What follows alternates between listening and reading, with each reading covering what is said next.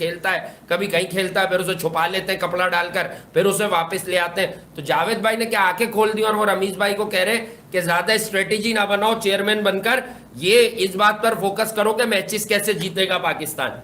कोई बेइज्जती नहीं होती। अगर आईसीसी ने एक टाइमलाइन दी है और वो टाइमलाइन आपके पास है and within that due timeline you are changing the spot, so that is fine. क्योंकि हम नेशनल टी20 को देख के हमने चेंजेस किए, इंडिया ने आईपीएल को देख के चेंजेस किए।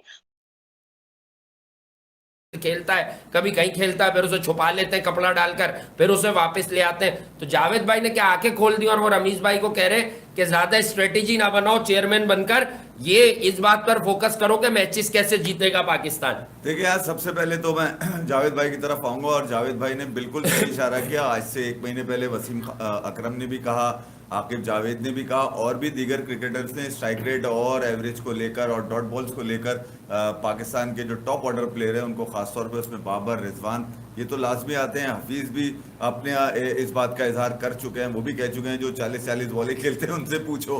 तो भाई जब सभी कह रहे हैं फिर, और पिछले 1 महीने में जो तमाशा पाकिस्तान के वर्ल्ड T20 स्क्वाड को लेकर बनाया गया, यानी कि आप ये देखें, आप डोमेस्टिक को इज्जत दे ही नहीं रहे। आप बुला रहे हैं शुएब मलिक को, आप बुला रहे हैं शर्जील को, आप बुला रहे हैं उसको, आप बुला रहे हैं फला तू आजा, फला तू आजा, फला तू आजा। मतलब ये आपने तरीक़ेकार रखा हुआ है अपने नेशनल इंटरनेशनल स्टैंडर्ड में, जहां आपने क्रिकेट खेलनी है जाकर। और दुनिया की बेहतरीन टीम को पाकिस्तान ने 2 साल बाद कम्पीट करना है इस फॉर्मेट के अंदर, खासतौर पे T20 में, क्योंकि आपके पास जो तजुर्बा है वो श्रीलंका की सी टीम है। आज मैं पढ़ रहा था कि यार श्रीलंका की सी टीम के खिलाफ जो उस वक्त श्रीलंका 8वें नंबर पे थी, और सरफराज जब वो टीम हारा था तो पंजाब असेंबली के अंदर एक करारदाद पेश की गई थी मुस्लिम लीग नून के MNA की जानिब से, जहीर उनका नाम था, कि इसको कप्तानी से हटाओ, ये दुनिया की बदतरीन टीम से हार गया। तो भाई उनको अब याद क्यों ना आया जब इंग्लैंड की बदतरीन टीम से आप हार कर आए थे? उस वक्त ख्याल नहीं आया था आपको कि उनके बाबर आजम के खिलाफ भी जाकर असेंबली के अंदर दरखास्त देते थे? मगर ये मेरा मुद्दा नहीं है, मुद्दा मेरा इस तरफ है जहां पर जावेद मियांदाद ने एक मरतबा फिर इसरार किया कि पाकिस्तान के टॉप ऑर्डर फेल हो जाएंगे। और बिल्कुल ठीक है, जब इतने सियासी जोड़ तोड़ कर आप टीम बनाएंगे, डोमेस्टिक को आप इज्जत नहीं देंगे और पीसीबी यूटिलाइज करेगा वही टैलेंट जो उसने खुद पैदा किए हुए, यानी कि तू आसिफ अली तू भी आ जा, खुशदिल तू भी आ जा, नवाज तुझे भी नवाज देते हैं, साथ साथ शुएब मलिक तू भी आ जा, तू जीजा जी है, ठीक है, तू भी आ जा, तू भी अपने घर चला जाएगा, ठीक है, तू भी अपने लोगों से मिल लेगा। मतलब ये तमाशा आपने लगाया हुआ है, सीरियसनेस क्रिकेट को लेके कहीं नजर नहीं आ रही। जहां जाकर जो है ना वो जो कैंप लगा हुआ है, एक शॉर्ट कैंप लगा हुआ है तैयारियों के लिए T20 की, वहां जा जाके तस्वीरें तो जरूर खींच रही हैं, छक्के तो जरूर दिखा जा रहे हैं। वो भाई आपने इंप्लीमेंट कहां करने हैं कि अपने आपस में एक दूसरे को छक्के चौके मार के इंप्लीमेंट कर लेना है, या फिर आपने कोई किसी बड़े मैच में किसी बड़ी टीम के खिलाफ कोई परफॉर्मेंस देनी है, या बातें पेल कर आपने निकल जाना है इसी तरह आगे? मतलब यार ये किस तरह की सीरियसनेस है कि पाकिस्तान का जो सबसे बड़ा लेजेंड है क्रिकेट के अंदर, जो सबसे बड़ा माइंड है, इनका ब्रेन ऑफ ऑल टाइम जिसको कहा जाता है सब कॉन्टिनेंट में, जावेद मियांदाद, जिसके छक्के को आज भी लोग संगे मील बताते हैं कि यार उस जैसा छक्का, उस जैसा हीरो बनाने का, लास्ट बॉल के हीरोइक्स की बुनियाद डालने वाले थे, उस जैसा आदमी जिसने क्रिकेट को जिंदा रखा हुआ है। जब वो मुंह से कोई बात निकालता है वो तो हदीस बन जाती है। वो कह रहे हैं कानों पे जूं नहीं रह गई, बाबर आजम कह रहे हैं कि मुझे फर्क नहीं पड़ता, मेरा स्ट्राइक रेट भले गिरावो मैं ओपन करूंगा। अरे भाड़ में जाओ, लोग जब इतने सीनियर लोग तुम्हें कह रहे हैं तो तुम उठाकर इस बात को यूं जाहिर कर रहे हो, यानी कि उनकी कहीं भी बात पे थू कर रहे हो।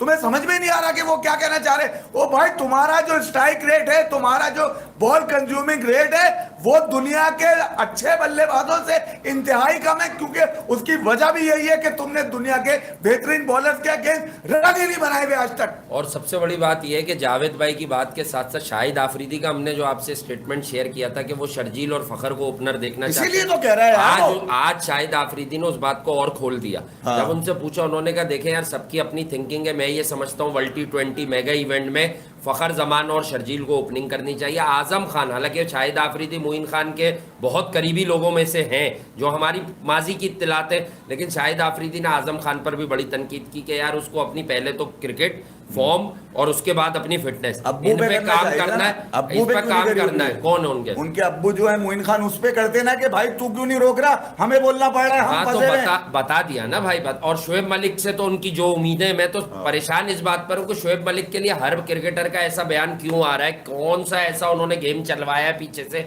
कि शोएब मलिक यूं कर देगा, बड़ी उम्मीद है।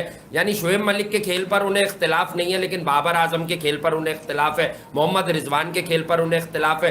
क्या शाहिद आफरीदी, जावेद मियांदाद, इन सारे पुराने फॉर्मर ग्रेड्स का अगर हम लुब्बे लुबाब जमा करें तो ऐसा क्या ये लोग ये बताने की कोशिश कर रहे हैं कि अभी टॉस ही नहीं हुआ, 24 अक्टूबर ही नहीं आई, उससे पहले ही पाकिस्तान के ये दो ओपनर्स पाकिस्तान को मैच हरवा चुके हैं? ये समझ लें हम क्या? ये समझ ले। और क्या तो मतलब फिर आप रमीज भाई ये क्यों नहीं समझ रहे? क्या रमीज भाई ज्यादा क्रिकेट जानते हैं जावेद भाई से? नहीं तो रमेश भाई जितने फायर करते आए हैं कि वर्ल्ड क्रिकेट हमारे बैटर्स वर्ल्ड क्रिकेट के स्टैंडर्ड के नहीं है, वर्ल्ड क्रिकेट के स्टैंडर्ड के, उनके यूट्यूब के आप जितने प्रोग्राम्स हैं आप जाके देख लीजिए, वहां पर कहीं भी उन्होंने तशफ़ी का इजहार नहीं किया कि हम जो है वो मॉडर्न डे क्रिकेट अच्छी खेल रहे हैं। जब ये चेयरमैन बनकर आए उससे पहले भी यही कह रहे थे मॉडर्न डे क्रिकेट को देखना है, आते ही उन्होंने कहा कि मॉडर्न डे क्रिकेट के हिसाब से क्रिकेट खेलनी है, जबकि कप्तान ये कह रहा है एट द रेट ऑफ यानी कि स्ट्राइक रेट के एक्सपेंस के ऊपर मैं ओपनिंग नहीं छोड़ूंगा भाई, मैं और रिजवान द बेस्ट ओपनर है, हम ही ओपन करेंगे, भले भाड़ में जाए पाकिस्तान। यानी मैं अपनी बारी लूंगा, मैं अपनी बारी जोड़ लूंगा, मैं वही 40 बॉलों पे 50 करूंगा।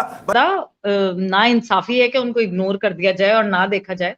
और सबसे अच्छी बात यह है कि जिस तरह और सब लोग कह रहे थे, या जिस तरह जो है आकिब जावेद ने पाकिस्तान स्क्वाड के लिए कहा था कि नहीं जी बड़ी बेइज्जती होती है एक दफा स्क्वाड अनाउंस करके फिर से स्क्वाड चेंज कर दें, कोई बेइज्जती नहीं होती। अगर आईसीसी ने एक टाइमलाइन दी है और वो टाइमलाइन आपके पास है and within that due timeline you are changing the squad, so that is fine. क्योंकि हम नेशनल T20 को देख के हमने चेंजेस किए, इंडिया ने आईपीएल को देख के चेंजेस किए, और शार्दुल ठाकुर जिस तरह खेल रहे थे अली बिल्कुल बनता था उनका। पता नहीं है इंडिया ने आईपीएल देख के चेंजेस किए नहीं किए, क्योंकि अगर अक्षर पटेल को रिजर्व्स में फेंका गया है और शार्दुल को लाया गया, मुझे शार्दुल की इंक्लूजन से कोई मसला नहीं है, let me make it clear. लेकिन मैं कंफ्यूज हूँ, 2-3 कंफ्यूजन्स है जो कि मैं खुद भी समझने की कोशिश कर रहा हूँ, और आई एम श्योर बहुत सारे व्यूअर्स भी इस बारे में सोच रहे होंगे कि नंबर 1 कंफ्यूजन के अक्षर पटेल की जगह, क्योंकि मुझे लगता है ठीक है 5 स्पिनर्स थे, इंडिया ने रियलाइज किया होगा कि 4 स्पिनर से हम काम चला सकते हैं, 5 स्पिनर हमारे पास एक्स्ट्रा है, तो why not bring in extra medium pacer. Fine enough, UAE में परफॉर्मेंस की शार्दुल ठाकुर ने बड़ा जबरदस्त किया, तो जो स्किल का रिप्लेसमेंट है ना वो तो मुझे लगता है परफेक्ट हुआ है। ठीक है। अब शार्दुल, कंफ्यूजन नंबर 2, क्या शार्दुल ठाकुर हार्दिक पांड्या का रिप्लेसमेंट मतलब बैकअप है या भुवनेश्वर कुमार का बैकअप है? ये 2 चीजें भी देखनी होंगी हार्दिक पांड्या का, क्योंकि शार्दुल ठाकुर की जो परफॉर्मेंसेज हैं अगर आप वो लिमिटेड ओवर क्रिकेट में देखें वो उसमें नहीं, यानी अभी तक जो हमने उनकी कमबैक एबिलिटी या जो बैटिंग वाइज परफॉर्मेंसेज देखी हैं वो उनकी टेस्ट मैच क्रिकेट में देखी है। बॉलिंग जो उन्होंने आईपीएल में की वो बड़ी कमाल की, प्रेशर में जिस तरह इस बार डिलीवर किया कमाल किया, तो मुझे लग सकता है कि जो उनकी रीसेंट फॉर्म थी उसको भी पॉइंट ऑफ व्यू में रखा गया होगा। लेकिन अगर हम अक्षर पटेल की बात करते हैं तो व्हाई नॉट अश्विन, क्योंकि अगर इफेक्टिवनेस और मैं करंट फॉर्म की बात करूं तो करंट फॉर्म पे तो फिर अश्विन नहीं बनते थे। लेकिन ये बहुत सारी कंफ्यूजन्स है, मैं ये नहीं कहता कि ये नहीं अश्विन जो बैकग्राउंड में आई नो, लेकर आए हैं, I am a biggest advocate, Ashwin को यूए मतलब आई एम आप द वो बिगेस्ट हैं जो एडवोकेट ऑफ, अश्विन की बात कर रहे आई एम हैं। The biggest advocate, but I am just stating the facts, हाँ। I am just stating the confusions जो एज अ क्रिकेट फैन मेरे दिमाग में है, क्योंकि ये डिबेट का प्लेटफॉर्म है। मैं कोई एक्सपर्ट 100%, मेरी कोई 100% अथॉरिटी नहीं है that I am passing on a statement here, I am just स्टेटिंग couple of points जो मेरे ज़हन के अंदर आते हैं। बाकी इंडिया ने शार्दुल ठाकुर को यहाँ इंडक्ट किया है, मुझे पर्सनली लगता था कि शायद युजवेंद्र चहल को भी आना चाहिए था, अगर तो राहुल चहार बॉलिंग फिट नहीं है, लेकिन जिस तरह का राहुल चहार टैलेंट है, अगर मेरे पास ऑप्शन होगा तो मैं राहुल चहार को जरूर अपने स्क्वाड के अंदर रखूंगा, क्योंकि मैं जब उसने इंग्लैंड के सामने डेब्यू किया था लिमिटेड ओवर क्रिकेट में पिछले साल, तो मैंने आपको उस वक्त भी, इस साल ही इनफैक्ट मैंने आपको उस वक्त भी बोला था कि बॉस ये जरा बड़े दिल का बॉलर लग रहा है, ये जिस तरह अपने डेब्यू के ऊपर फ्लाइट करा के जिस तरह बड़े दिल और ब्रेवरी से बॉलिंग डाल रहा है ना, मुझे लगता है ये जरूरी है। और मैचअप्स की अगर हम चीजें देख लें, अगर पाकिस्तान का पहला मैच इंडिया की तरफ है तो मेरे ख्याल से लेग स्पिनर्स की और लेफ्ट आर्मर्स की इसलिए अहमियत बढ़ जाती है क्योंकि पाकिस्तान का right handed heavy dominated squad है। अगर फखर खेलते भी हैं तो टॉप 6 में आपके पास एक ही लेफ्ट हैंडर खेल रहा होगा। ये टीम्स को जो हमारे खिलाफ खेलनी है उनको ये इजी क्लियर आउट होगा उनके एनालिस्ट के पास इस वक्त कि व्हाई नॉट लेग स्पिनर्स खिलाएं, लेफ्ट आर्म स्पिनर्स खिलाएं और इनको अटैक करें।